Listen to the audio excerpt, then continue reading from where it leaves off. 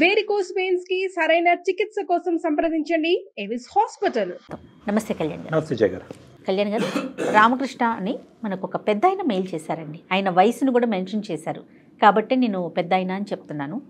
పెద్ద ఆయన చేయటం చాలా చాలా బాధ అనిపించిందండి నాకైతే. ఇమీడియట్గా మీతో మాట్లాడించాలి అనిపించింది. తప్పకుండా జయ గారు, ఒకసారి కాల్ చేసేస్తానండి. తప్పకుండా.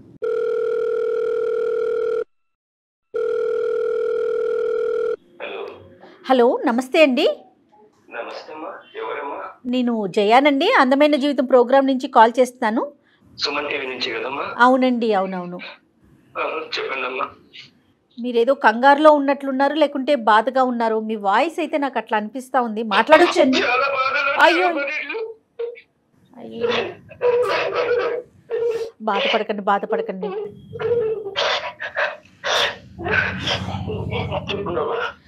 బాధపడకండి, కొంచెం స్థిమితంగా కూర్చోండి. నాతో పాటు డాక్టర్ కళ్యాణ్ చక్రవర్తి గారు ఉన్నారు.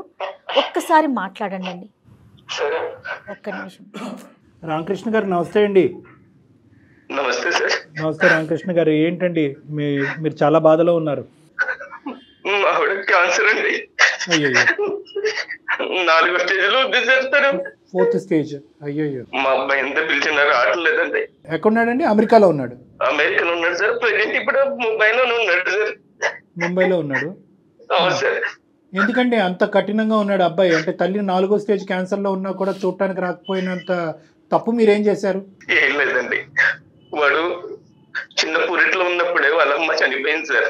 పురిట్లో ఉన్నప్పుడు వాళ్ళ అమ్మగారు చనిపోయారు. వాళ్ళ అమ్మగారు చనిపోయారు. మేము దత్తగా తీసుకున్నాం సార్ వాడిని. వాళ్ళ నాన్న 40 రోజులు కాకముందే ఇంకొక పెళ్లి చేసుకున్నాడు సార్. వాళ్ళ నాన్న వీడిని సరిగ్గా చూసుకోకపోతే మా ఆవిడ చూసి వాడిని ఏమండి మనం దత్తగా తీసుకుందామండి, మన దగ్గర పిల్లలు లేరు కదా, మన ఇల్లు మన సంసారంలో వాడు ఒకడు ఉంటాడండి, వాడిని మన పిల్లల్లా చూసుకుందామండి అంటే నేను వాడిని దత్తగా తీసుకున్నాను సార్. నాది సెంట్రల్ గవర్నమెంట్ ఉద్యోగం సార్ నాది. అయితే వాడికి బాగా చదివించుకున్నాం సార్ వాడిని. అంత చదివించుకున్న తర్వాత వాడికి ఇంటర్మీడియట్ ఆ లెవెల్లో ఎవరు చెప్పారు సార్, మా బంధువులు, నువ్వు వీళ్ళకి పుట్టిన బిడ్డోడు కాదురా, నేను తప్పే తీసుకున్నానని చెప్పారు సార్. అప్పటి నుంచి వాడు మమ్మల్ని దూరం దూరం దూరం ఉంటున్నాడు సార్. రామకృష్ణ గారు, తర్వాత మీకు ఎవరైనా సంతానం కలిగారండి? మేడం ఒక పాప పుట్టింది మేడం, అనిత మేడం. అనిత? ఆమె వాళ్ళ హస్బెండ్ సాఫ్ట్వేర్ ఇంజనీర్ ఉండే మేడం. యాక్సిడెంట్ లో చనిపోతే ఆమె ఇంట్లోనే ఉంది మేడం. ఇప్పుడు ఆమెకి 2 పిల్లలు. అయ్యో. ఆమె ఇక్కడే ఉంది. మాకు ఆర్థికంగా లోటు అయితే ఏం లేదు మేడం. వాడు ఇంటికి రావాలి, వాళ్ళ అమ్మ ఒక్కసారి కన్నాను చూసి చనిపోతానంటుంది మేడం. 4వ స్టేజ్ మేడం, క్యాన్సర్. అయ్యో. బాబు 15 సంవత్సరాల వరకు మీరు చెప్పలేదు మీరు దత్తత తీసుకున్నారు బాబుని అనేది? లేదు సార్, వాడు ఇంటర్మీడియట్ వరకు నేను ఏమీ చెప్పలేదు సార్. ఎవడో చెప్పాడు సార్ బయట వాడు. వాడికి ఎంత ప్రేమగా చూసుకున్నామంటే మేము అంత ప్రేమగా చూసుకున్నాం సార్. వాడికి టైఫాయిడ్ జ్వరం వస్తే అక్కడ ఎక్కడో బీహార్ లో ఒక తావే మందిరం ఉంటే ఆ తావే మందిరం కూడా వెళ్ళి మా ఆవిడ ముక్కుకుంది సార్. అక్కడ వెంకటేశ్వర స్వామి ముక్కుకొని నడిచి పై దాకా వెళ్ళి ముక్కు తీర్చుకుని వచ్చింది సార్. ఇంత చేసిన వాడు అసలు వాళ్ళ అమ్మ అంత ఇంత కూడా కడిగరం లేదు సార్ వాడికి. వాస్తవానికి ఏంటంటే అనితని ఎంత బాగా చూసుకున్నారో బహుశా అదే స్థాయిలో దత్తత తీసుకున్నటువంటి అదే స్థాయిలో చూసుకున్నాను సార్. అదే కదా సార్ నా బాధ. అంత బాగా చూసుకున్న కొడుకు ఈ రోజు నువ్వు నాన్న కాదు, నువ్వు మా అమ్మ కాదు అని చెప్తే ఎంత బాధ ఉంటుంది సార్ మాకు. అంటే ఈ రోజు అన్నాడా సార్? ఇంటర్మీడియట్ తెలిసినప్పటి నుంచి అలాగే ప్రవర్తిస్తున్నాడా సార్? ఇంటర్మీడియట్ అప్పుడు వేరే చోట చదువుకుంటాం నాన్న, వేరే చోట చదువుకుంటా అంటే అక్కడ పంపించాను సార్ నేను. అక్కడ నుంచి అలా అలా అలా మెల్లిగా మాకు దూరం అవుతే వస్తున్నాడు వాడు. ఎవరో ఏదో చెప్పారు సార్ వాడికి. అప్పటి నుంచి మమ్మల్ని ఇగ్నోర్ చేస్తున్నాడు సార్. తెలిసి తెలియనట్టుగా పట్టించుకోవడం లేదు. అంటే ఇంకా దూరంగా చదువుకుంటాను చదువుకుంటా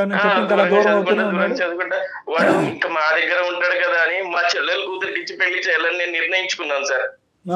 మా చెల్లెలు కూడా సరే అన్నయ్య అనేది. ఎవరు పుట్టిన అబ్బాయి అయినా కూడా మా చెల్లెలు కూడా యాక్సెప్ట్ చేసింది సార్. వాడు అక్కడ అమెరికాలోనే ఒక అమ్మాయిని చూసి ప్రేమించి వాడు ఏం చేశాడు సార్, నాన్న మీరు ఎవరు రావద్దండి, అసలు ఎవరికి ఇన్ఫార్మ్ చేయొద్దండి, మన బంధువులకి ఎవరు చెప్పకండి, నేను ఇక్కడ పెళ్లి చేసుకుంటున్నాను, మీరు రావాల్సిన అవసరం లేదు, అమ్మ రావాల్సిన అవసరం లేదని చెప్పాడండి. తెలుగు అమ్మాయేనండి? అమెరికా అమ్మాయా? తెలుగు అమ్మాయి అండి. ప్రేమించి పెళ్లి చేసుకున్నాడు. వాళ్ళ వరకు అయితే హ్యాపీగానే ఉన్నారు. వాళ్ళ వరకు హ్యాపీగా ఉన్నారు సార్. కానీ ఒక్కసారి కూడా మమ్మల్ని చూడడానికి రావడం లేదు సార్. అంటే మాకు అర్థం కావట్లేదు, మీరు చేయని తప్పుకు మిమ్మల్ని ఎందుకు శిక్షిస్తున్నాడు మీ అబ్బాయి అనేది మాకు అర్థం కావట్లేదు. మీ కుటుంబ సభ్యులు అందరికీ తెలుసా ఈ అబ్బాయి దత్తత తీసుకున్నారు మీరు అనేది?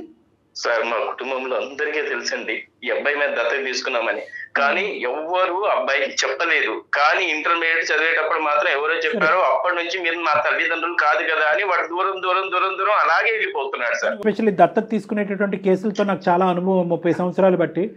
నేను అనేది ఏంటంటే దత్తత తీసుకున్నప్పుడు ఒకానొక సమయం సందర్భంలో ఒక కీలకమైనటువంటి వయసు, అది కూడా పీడియాట్రిక్ సైకియాట్రిస్ట్ డాక్టర్ చెప్తారు ఈ టైంకి మీ అబ్బాయి సూటబుల్గా ఉన్నాడు, మీ అమ్మాయి సూటబుల్గా ఉన్నాడు, ఈ టైం అప్పుడు డిక్లేర్ చేయండి అంటారు.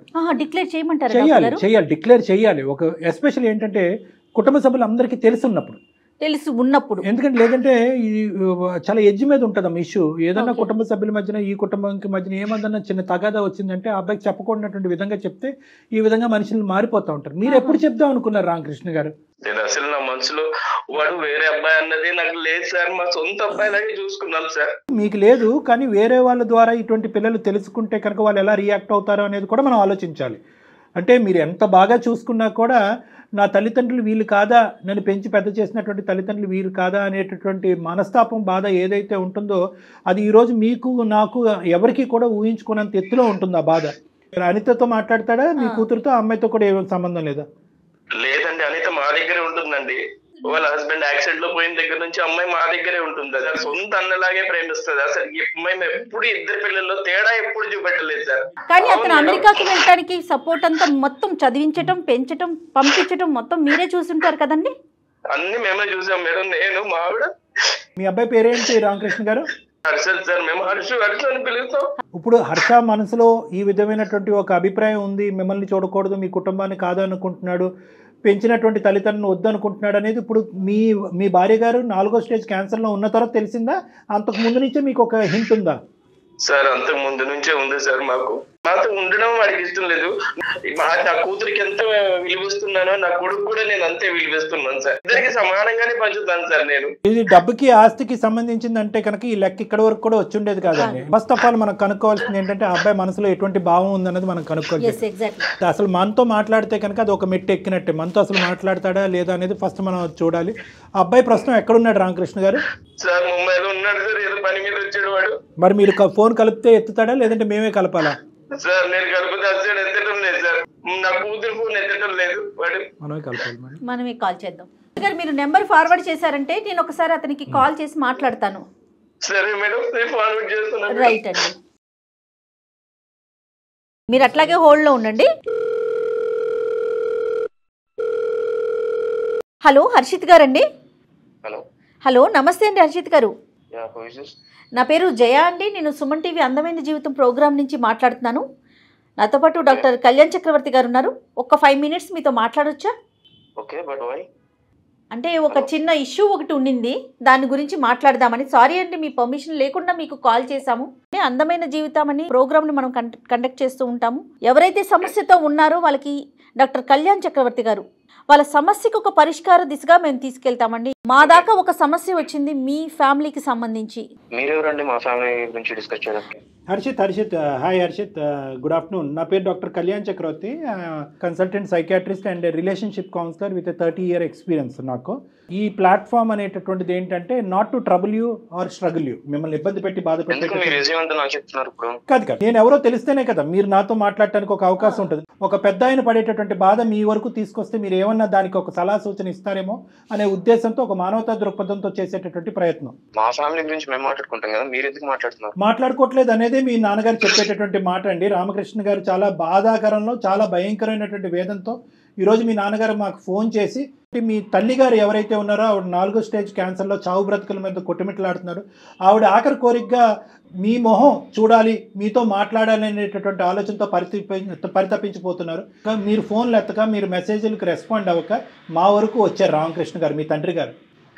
దాంతో ఆ కేసు టేకప్ చేసుకుని మీ వరకు రావడం జరిగింది. దయచేసి ఒక 2 నిమిషాలు మనం మాట్లాడుకుందాం.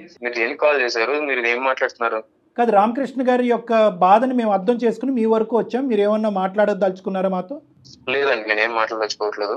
ఒక 2 minutes అండి ప్లీజ్, నా రిక్వెస్ట్. చెప్పండి. థ్యాంక్ యూ అండి, మీరు అర్థం చేసుకున్నారు. నేను అర్థం చేసుకోలేదు, మీకు టైం ఇచ్చాను. Okay, thank you. What ever. కానీ నేను చెప్పేది ఏంటంటే రామకృష్ణ గారు కూడా మీ నాన్నగారు కూడా ఇక్కడ లైన్లో ఉన్నారండి. మీరు డైరెక్ట్గా ఫోన్ ఎత్తట్లేదు కాబట్టి మా ద్వారా చేయాల్సి వచ్చింది. మేము ఈ పద్ధతిలో మీకు కాల్ చేయవలసి వచ్చింది. రామకృష్ణ గారు, మీ అబ్బాయి లైన్లో ఉన్నాడు, ఏమైనా మాట్లాడతారా? ఎలా ఉన్నావురా? నేను బాగానే ఉన్నాను కానీ మీరు ఎందుకు ఇలా ఏడుస్తున్నారు ఇప్పుడు? రే, మీ అమ్మ నాలుగో స్టేజ్ లో ఉందిరా క్యాన్సర్. నిన్ను ఎప్పటి నుంచి నేను కాల్లో ట్రై చేస్తున్నాను, నాకు కాలేదురా. నీ చెల్లి ఎన్ని రోజుల నుంచి చేస్తుంది. మీ అమ్మ చావు బతుకులో కొట్టు బిట్టాడుతుందిరా. అది చనిపోయిందా?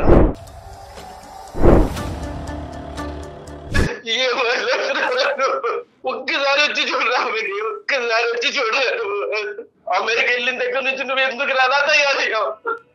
నేనేం చేయడం వల్ల మీరు నన్ను అర్థం చేసుకోవడంలో తప్పు పడ్డారు అంతే. ఏం తప్పు చేశాను రా చెప్పు.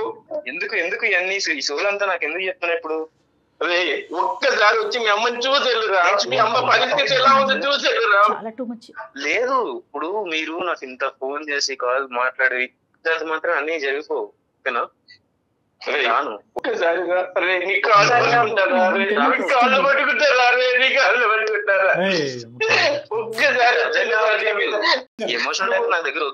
హర్షిత్, ఒక్క నిమిషం. రామకృష్ణ గారు, ఒక్క నిమిషం, నేను ఉన్నాను ఇక్కడ. ఒక 2 నిమిషాలు మనం మాట్లాడుకుందాం. హర్షిత్, నువ్వు ఇంత కఠినంగా మాట్లాడుతున్నావు, కానీ నిన్ను నిలదీసి నిన్ను ఒక పద్ధతిలో మాట్లాడేటటువంటి కెపాసిటీ నాకు ఉన్నా కూడా నేను అలా మాట్లాడాలని అనుకోవట్లేదు. ఎందుకు అంటే కనుక ఈరోజు మీరెవరండి అని చెప్పి 2 నిమిషాల్లో నువ్వు ఫోన్ పెట్టేస్తే కనుక ఇంక ఈ కథ కంచికెళ్ళినట్టే, మనం ఏం చేయలేం.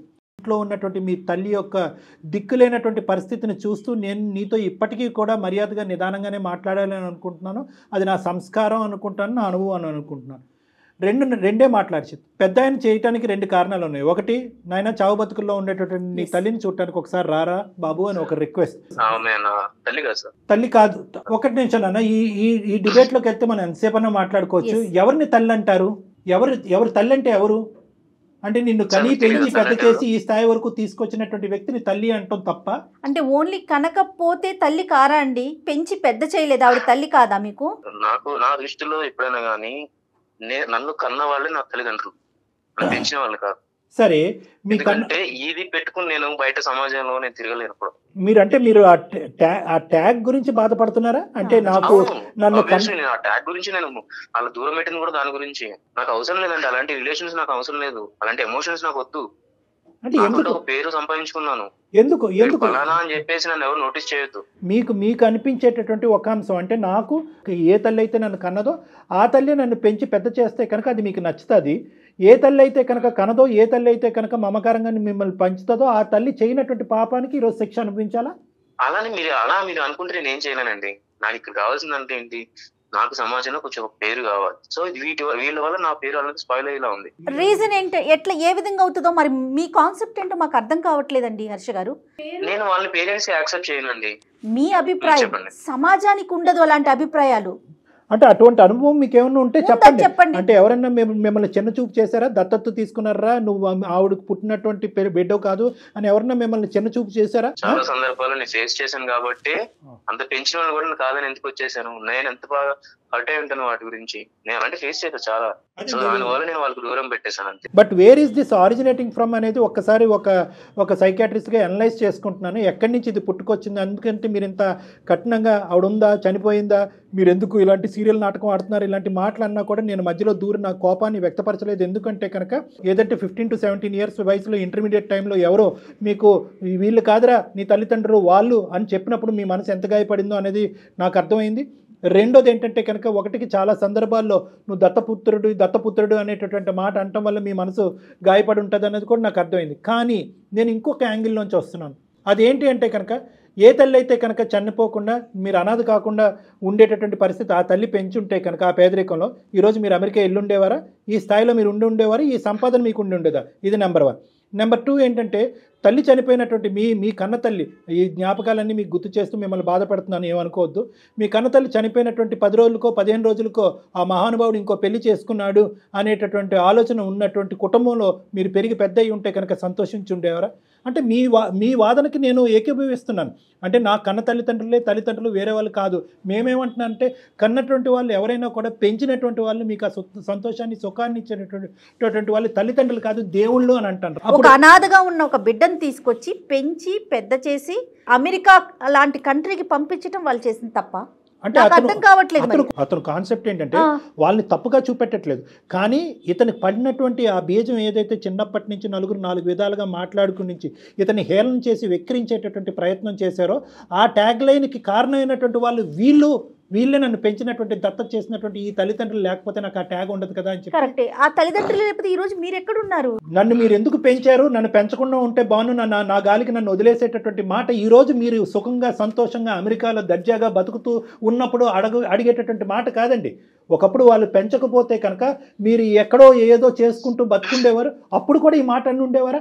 ఇదేంటి ఇంత అన్యాయం చేశారు నా కన్న తల్లిదండ్రులు, ఈ సమాజంలో నన్ను పెంచి పెద్ద చేసేటటువంటి ఒక నాదురే లేదు అని అప్పుడు బాధపడి ఉండేవారా? ఈ రోజు మీరు కంఫర్ట్ జోన్ లోకి వచ్చాక మీరు అంటున్నారు నన్ను ఎందుకు పెంచారు. అది నా తెలివి వల్ల వెళ్ళానండి, నా తెలివి వల్ల నా చదువు వల్ల నేను అలా వెళ్ళాను. ఇదే సమయం అమౌంట్ ఏమైనా కావాలంటే చెప్పని పంపిస్తాను నేను, అంతేగాని మీరు ఎవరిని కొనక్కర్లేదు. అటువంటి దిక్కు లేనటువంటి స్థితిలో వాళ్ళే లేరు. వినండి హర్ష గారు 2 నిమిషాలు. ఎందుకంటే ఈ రోజు మీరు ఫోన్ పెట్టేస్తే కనుక ఆ మహానుభావుడికి ఇంకా కొడుకు అనేటటువంటి దిక్కు లేకుండా అతను ఇంకో దేనగాథలోకి వెళ్ళిపోతాడు. కాబట్టి అతను పాయింట్ ఆఫ్ వ్యూలోంచి నేను చాలా ఇదిగా మాట్లాడుతున్నాను. ఏమండి, మీకు తెలుసు మీ తెలివితేటల వల్లే వెళ్ళిపోయారు అక్కడికి. మీరు అమ్మ నాన్న అని పిలటానికి కూడా ఇష్టపడట్లేదు. ఇంతసేపు మాట్లాడుతున్నా నాన్న అని పదం రాలేదు మీ నోట్లో. నాన్న అనే పదం అని ఇంకో 4 తిట్లు తిట్టినా బాగానే ఉండేది. ఆ మహానుభావుడు ఇంతటితో సరిపెట్టుకుంటానని ఫోన్ పెట్టేసి ఉండేవాడు. నాన్న అనే పదం కూడా రాలేదు. అంత పాపం ఏం చేశారండి వాళ్ళు? మిమ్మల్ని పెంచటమే తప్ప అంత పాపం ఏం చేశారండి? ఈరోజు ఆవిడ క్యాన్సర్తో చచ్చిపోతుంది. హర్ష గారు ఒక్కసారి మా ఆవిడతో మాట్లాడిస్తాను సార్ మా బాబు. ఈ బహుశా కొడుకు ఎక్కడో ఉన్నాడు, ఏదో చేసుకుంటున్నాడని ఫోన్ ఎత్తట్లేదని అనుకునేటటువంటి తత్వం వేరో, ఫోన్ ఎత్తిన తర్వాత ఇప్పుడు ఇక్కడ ఎవరు చనిపోయారని చెప్పి ఏడుస్తున్నాం అనే మాట ఇంకా భయంకరంగా ఉంటుంది. దయచేసి ఆవిడకి ఈ మాటలు వినిపించకూడదు. మనం ముగ్గురు మాట్లాడుకుందాం. హర్ష ఒక్క నిమిషం. హర్ష చెప్పండి ప్లీజ్ నాన్న, ప్లీజ్. మరీ ఎంత కఠోరంగా మాట్లాడితే నేను ఏమీ మాట్లాడలేను. ఖచ్చితంగా కఠోరమే నాన్న. ఇది కఠినత్వం. కొన్ని వేలాది లక్షలాది మంది ఈ ప్రోగ్రామ్ చూసేటటువంటి వాళ్ళు డాక్టర్ గారు మీరు అంత మర్యాద ఇచ్చి అంత నెమ్మదిగా అతనితో ఎందుకు మాట్లాడుతున్నారు అని అనేటటువంటి వాళ్ళు. అదే ఎందుకు నేను ఎటు పోదు కదా. నాకు వాళ్ళు వద్దు, అది నాకు మెయిన్ ప్రాబ్లం. నాకు వద్దు కాదండి, ఎవరో ఏదో చేసిన దానికి సార్ కొద్దిసేపు నేను మాట్లాడాలంటే ఆయన సైలెంట్ గా ఉంటానండి. రామకృష్ణ గారు అతను ఏదో చెప్తారంటే వినండి. నా మెయిన్ పాయింట్ ఏంటంటే నాకు వాళ్ళు వద్దు సార్. మీరు స్టార్టింగ్ నుంచి 10 నిమిషాలు కాదు, ఎంత స్టార్టింగ్ ఎంత 2 minutes అడిగారు కదా, మీరు 15 minutes టైం ఇచ్చినా కూడా నేను ఏదో చెప్తాను లాస్ట్ ఒకటి. నాకు తన అవసరం లేదు, వాళ్ళ అవసరం లేదు నాకు. తన మనసుకి పడిన గాయం కోసం వీళ్ళని ఇబ్బంది పెట్టడం కష్టం కాదు కదా. ఎంత గాయపడిన ఇంత గాయపడదు మేడం. హర్ష గారు మీరు చెప్పింది అయ్యిందా? మళ్ళీ నేను టైం ఇవ్వలేదు అంటారు, నేను మాట్లాడచ్చా? చెప్పండి. మీ తల్లిదండ్రులు ఇప్పటి వరకు 25-26 years వచ్చేంత వరకు మిమ్మల్ని ఎలా పెంచేవారు అనేది ఒక్కసారి మీ మాటల్లో మీరు చెప్పండి. ఏదైనా లోటు చేశారా? ఇవ్వకూడదు ఏదైనా ఇచ్చారా? ఇవ్వాల్సింది ఏదైనా ఇవ్వకుండా ఉన్నారా? ప్రేమ ఆప్యాయత అనేటటువంటిది పెంచుకున్నటువంటి అనితతో చరి సమానంగా కానీ లేదంటే దానికి మించైనా కూడా మిమ్మల్ని బాగా చూసుకున్నారా? ఎక్కడైనా లోటు జరిగిందా? ఒక్క మాటలో చెప్పండి. 100% కాదు కదా, 200% వచ్చినాయి కదా, మీకు 200% వచ్చినాయి కదా. ఆ 200% వెనక్కి ఇచ్చేసేయండి. సరే అండి, ఇవ్వండి. ఇప్పుడు అదే అడుక్కుంటున్నాడు ఆ పెద్దాయన. మాకు కావాల్సిన ఈ వృద్ధాప్యంలో ఉండే చావు బ్రతుకుల్లో ఉండేటటువంటి మమ్మల్ని ఇద్దరిని ఆ ప్రేమ ఆప్యాయత ఇవ్వండి. మీరు ఇచ్చేటటువంటి డబ్బులు అక్కర్లేదు. ఇవ్వలేను. ఇప్పుడు నాకు వద్దనే కదా మీరు పాయింట్ మర్చిపోతున్నారండి. వాళ్ళు వద్దని చెప్తున్నారు మళ్ళీ ఏం సార్ ఆయన మధ్యలో ఆయన వాయిస్ వినడానికి నాకు చిరాకు ఉంది. ఇప్పుడు ఇరిటేటింగ్ గా ఉంది అంతా. ఎక్కడ వినలేదు చూడలేదు మేడం. ఇది చూడడం కూడా ఇది 1-sided సమస్య. పోనీ మా నాన్న ఆ వయసులో ఇలా చేశాడు, మా అమ్మ ఇలా చేసింది కాబట్టి నేను ఇంత కఠోరంగా మారిపోయాను, నా కోడల్ని నా భార్యని ఇలా నాన్న మాటలు అన్నారు కాబట్టి నా భార్యని తీసుకుని నేను అమెరికా వచ్చి ఇది కంప్లీట్ గా 1-sided. వీళ్ళు ఏం పాపం చేశారు? ఎలా హర్ష ఈ ప్రాబ్లం కి మేము సొల్యూషన్ చెప్పలేము. ఐఎమ్ సారీ, మీరే చెప్పగలరు ఈ ప్రాబ్లం కి. వాళ్ళ వల్ల పడిన ఇబ్బందులు ఏంటి లేవంటున్నాడు కదా మేడం. 100 కాదు 200% ఇబ్బంది లేదు. It just is fixation. పెంచినటువంటి తల్లిదండ్రులు పెంచి ఈ లెవెల్ వరకు వచ్చాను ఆ పెంచబడ్డటువంటి తల్లిదండ్రులకి ఒక కొడుకుగా అతను సమాజానికి చూపెట్టదలుచుకోలేదు. అతను కనేటటువంటి పిల్లలకి పలానా వాళ్ళు నేను దిక్కులేనప్పుడు వదిలేస్తే కనుక పలానా వాళ్ళు నాయనమ్మ తాతయ్య నేను పెంచారా అని పిల్లలకు చూపెట్టాలనుకోవట్లేదు. భార్యకి వీళ్ళు నన్ను పెంచినటువంటి అత్తమామ అన్నట్టుగా చూపెట్టుకోవట్లేదు. సో ఈ పెంచినటువంటి అనేటటువంటి ట్యాగ్ అతనికి నచ్చకపోవటం అనేది అతని బ్రెయిన్లో పడినటువంటి ఒక ఫిక్సేషన్. అంతే కదా హర్ష? అంతే అండి, మీరు బాగా అర్థం చేసుకున్నారు. ఇంతే అర్థంగా అరే నీ కాళ్ళు పట్టుకుంటారు పట్టుకున్నంత మాత్రం ఏమొస్తుంది? ఏమి రాదు నాన్న, ఎవరి కాళ్ళు ఎవరు పట్టుకున్నంత మాత్రం ఏమీ రాదు. కొంచెం పంపించండి సార్ మా వాడిని. నేను కూడా వచ్చి కాల్ పెట్టుకుంటాను. పోనీ రండి, ఆ విధంగా కాలు పట్టుకోండి ఒకసారి, ఆ తని తిరుగుతుంది ఆ మహాతల్లికి. పోనీ వచ్చి కాలు పట్టుకుని మీరు నా తల్లిదండ్రులు కాదు అనే మాట చెప్పడానికి గురించేనే ఇక్కడికి రండి. హర్ష గారు, చెప్పండి. ఇన్నిసార్లు ఈ విధంగా మాట్లాడుతున్నా కూడా మీకు కనికరం అనిపించట్లేదండి? కనీసం వచ్చి ఒక్కసారి కనిపించి వెళ్ళిపోండి. ప్రేమ లేకపోతే లేకపోయింది. నేను ఏం చెప్పాను ఏం మాట్లాడాను అనేటటువంటిది నీకు నచ్చచ్చు నచ్చకపోవచ్చు. నెంబర్ 1 చెప్పా పెట్టకుండా నీకు ఫోన్ చేయటం, దానివల్ల మా మీద ఎంత కోపం ఉందో మాకు తెలియదు. కానీ ఇవన్నీ తీసి పక్కన పెట్టు. చిన్నప్పుడు మాట్లాడినటువంటి మాటలన్నీ తీసి పక్కన పెట్టు. 1కి 100 సార్లు నీ నోటు వెంట నువ్వే అన్నావు 210% నా తల్లిదండ్రులు నన్ను ప్రేమించారని చెప్పి. ఏ మచ్చ లేనటువంటి ఈ పెంపకాన్ని ఎందుకు ఇలా శిక్షిస్తున్నావు? ఒక్క 2 నిమిషాలు ఆలోచించు. బతిమాలుకుంటున్నాను, వేడుకుంటున్నాను, అడుక్కుంటున్నాను. రామకృష్ణ గారు, మీ అబ్బాయితో ఏమైనా చెప్పాలి అనుకుంటున్నారా? సార్ చాలా ఉంది సార్ చెప్పడానికి. మీ అమ్మ చేసిన తప్పేమన్నా ఉంటారా? నేనేమన్నా తప్పు చేస్తానంటే శిక్షించరా? ఒక్కసారి హర్ష, నేను ఏం చేయటం కాదు నన్ను, ఏం చేయాలో నీకు తెలుసు. మేం చెప్పేవాళ్ళం ఎవరు నీకు తెలుసు. నీది మరీ అంత కఠోరమైనటువంటి మనసు కాదు. నువ్వు ఎందుకు అలా మారిపోయావు మాకు అర్థం కావట్లేదు. ఒక్కసారి 4 మెట్లు దిగి మీ నాన్నగారు వేడుకునేటటువంటిది ఏంటి అన్నది ఒక్కసారి కళ్ళు మూసుకుని ఆలోచించండి, అన్ని క్లియర్ అవుతాయి. సార్ అక్కడికి వచ్చిన తర్వాత నాకు వాళ్ళ రిలేషన్స్ ఎవరైతే ఉన్నారో వాళ్ళందరూ వచ్చి నన్ను పాయింట్అవుట్ చేసి మాట్లాడతారు, నాకు నచ్చదు.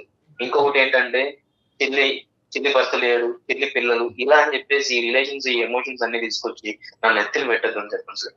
నేను వచ్చి కామ్గా చూసి ఓకే ఆవిడ హెల్త్ బాగాలేదన్నారు, ఓకే నేను వచ్చి చూసి వెళ్ళిపోతాను అంతే.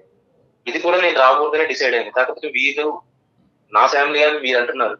సరే బయట మనుషులు మీరింతలా నా గురించి ఆలోచించి మా ఫ్యామిలీ గురించి ఆలోచించి చెప్తున్నారు కాబట్టి నేను ఏదో వచ్చి చూసి వెళ్ళిపోవడం మీకోసం పర్టికులర్ గా sir. Thank you so much అండి మా మాట మన్నించినందుకు. అయితే మీరు వచ్చేటప్పుడు ఒక్కసారి ఫోన్ చేశారంటే ముందు మనం డాక్టర్ కళ్యాణ్ గారి దగ్గర ఒక్కసారి కూర్చుందాం, ఒక 10 నిమిషాలు మాట్లాడాక అందరం కలిసి అమ్మని చూడటానికి వెళ్దాం ప్లీజ్. ఆ అవకాశం మాత్రం మాకు ఇవ్వండి. Super super, very good. Thank you Harsha, thank you so much. మా విన్నపాన్ని మా బాధను మన్నించినందుకు. మీ తల్లిదండ్రుల గురించి నేను ఇలా అడుక్కోవటం అనేది నాకు విడ్డూరంగా అనిపించింది. అయినా కూడా మాకు అందరికీ నచ్చినటువంటి ఫలితం ఒక కుటుంబానికి మించినటువంటిది ఏదీ లేదు. ఆ కుటుంబాన్ని కలిపినటువంటి పుణ్యం మాకుంటుంది. మీరు చేసేటటువంటి స్టెప్ ఏదైతే ఈరోజు తీసుకుంటున్నారో దాన్ని అందరూ హర్షిస్తారండి.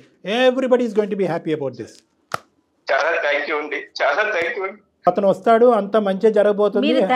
ధైర్యంగా హ్యాపీగా ఉండండి. ముందుగా మీ భార్య గారికి జరిగినటువంటి సంభాషణ కూడా ఆవిడకి ఒకసారి తెలియపరిచి గుండె ధైర్యం చేయండి. థ్యాంక్ యూ రామకృష్ణ గారు. థ్యాంక్ యూ రామకృష్ణ గారు. హర్ష గారు thank you so much. Kalyan గారు, మీ ఒపీనియన్ తీసుకోకుండానే నేను మిమ్మల్ని కలవమని చెప్పాను. రీజన్ ఏంటంటే వన్స్ ఒక్కసారి మీ దగ్గరికి వచ్చి కూర్చొని మీతో ఒక్క 10 నిమిషాలు మాట్లాడితే తన మనసు మారుతుందన్న నా అభిప్రాయం. అంతేనండి, ఫోన్ కన్నా కూడా డైరెక్ట్గా అనేసరికి మనసులో బాధ కానీ ఏదైనా కూడా మీరు బయటకు తీసేయగలుగుతారని ఒక అభిప్రాయం అండి. వచ్చేటప్పుడు మీకు నేను కాల్ చేస్తాను, దాన్ని ఒక్కసారి కూర్చుందరు. తప్పకుండా చేయగలరు. రైట్ అండి, థ్యాంక్ యూ. నమస్తే.